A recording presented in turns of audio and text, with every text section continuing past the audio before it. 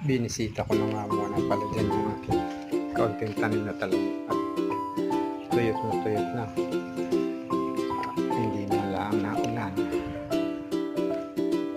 Kailangan na yan, may bunga na pala. Ito yung tuyo ang lupa.